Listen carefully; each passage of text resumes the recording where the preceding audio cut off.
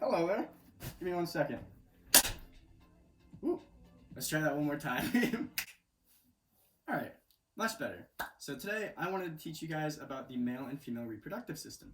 Let's get started. So in order to move forward with our progression of knowledge, you kind of have to take a step back, get a foundation for the old material, and build up on that. It's like history.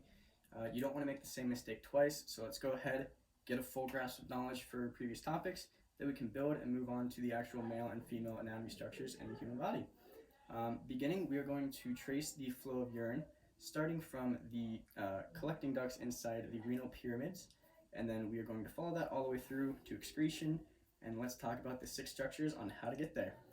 Alright, so to have a starting place with the flow of urine, we're going to take a look at the collecting ducts inside of the renal pyramids in the kidneys themselves, which is then going to move on to the papillary ducts inside of the renal papilla. We're then moving to the renal calyx, followed by the renal pelvis. Now the renal pelvis is going to be connected to the ureters. The ureters are going to go down from each of their respective kidneys, meet up in the middle in the bladder. The bladder is where you're going to store your bodily fluids, your urine that is being made. And from the bladder, there is a urethra in both male and female structures to then excrete that urine outside of the body. So now that we have a better understanding for the urinary flow system, we can take a look at another male flow system regarding sperm and ejaculation to then compare, contrast, see if any structures are similar or different. So we're going to take a look at the birthplace of sperm, which are inside of the testes, which are only on a male.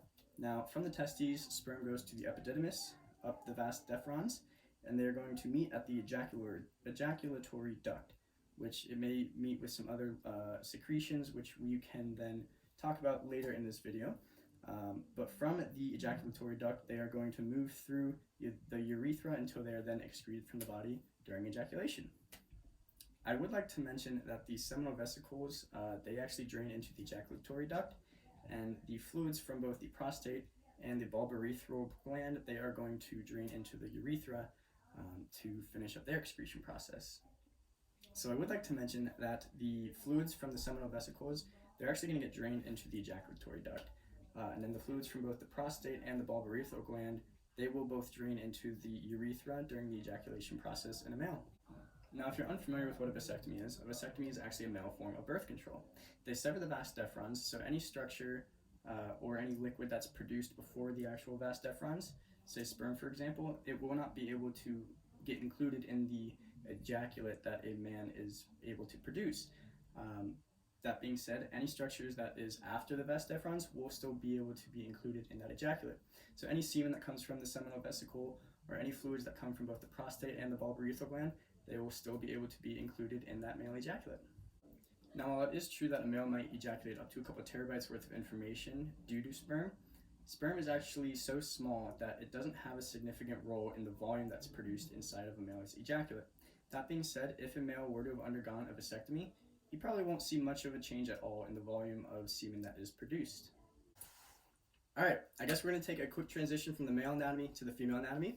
Now, if you do look at the female anatomy, you'll notice that the ovaries aren't actually connected to the uterine tubes, also known as the fallopian tubes. There's something called the fibrillae, and the fibrillae's job is to actually suck up an oocyte, which is the female egg cell, released by the ovary, and its job is to kind of get that egg to the uterine tube, which then eventually gets down to the uterine wall, so the cell can then attach to the uterine lining for pregnancy. Wait. Dude, I actually need to finish this. Just give me a minute. I can actually work with this. Thanks, man. Alright, much better. Sorry about the wardrobe malfunction. Where were we? Oh, that's right. We were talking about the male and female anatomy. So let's go ahead and compare the differences between the urethras.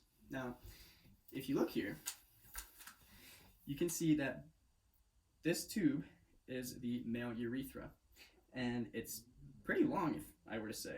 Obviously, it stretches the entire length of the penis, and it's pretty wide to allow for those different liquids to actually move through for excretion. Now, if we compare that here with the female urethra, obviously it's much shorter, and it's a little more narrow as well. So the chances of getting a urinary tract infection in a female is much greater than if a male were to get a urinary tract infection. Prostate cancer is a very real ordeal for men. Typically, it involves gentlemen above the age of 50, but if you do have any of these following symptoms, it would be wise to go to your doctor to get checked out. It's always better to be safe than sorry. Now, some of these symptoms might include an inability to urinate whatsoever. Some less severity ones might include a difficulty when it comes to beginning of urination, a weak flow of urination, as well as an interrupted flow of urination. Now, prostate cancer is a tumor that's on the prostate, and because of that, it puts pressure on the urethra, causing all these urination issues. On the contrary, if we look at women and their anatomy, during pregnancy, as a baby develops in the uterus grows, organs don't have that many places to move to. So because of this, the uterus puts excess pressure on the bladder, causing more frequent urination when it comes to women. Now, let's go ahead and look back on the structures of the kidneys for just a moment. Let's go ahead and check out 3 different structures in the kidneys themselves.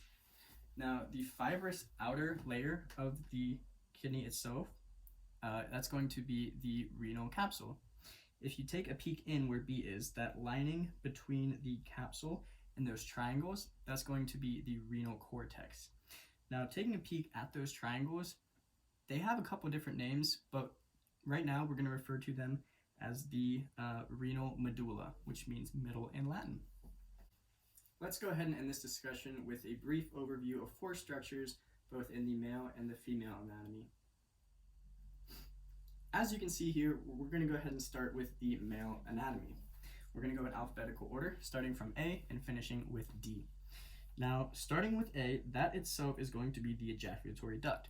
That's where all these secretions, sperm, semen, they will be present in that ejaculatory duct. Now, B itself is going to be the ductus deferens, which also may be referred to as the vas deferens.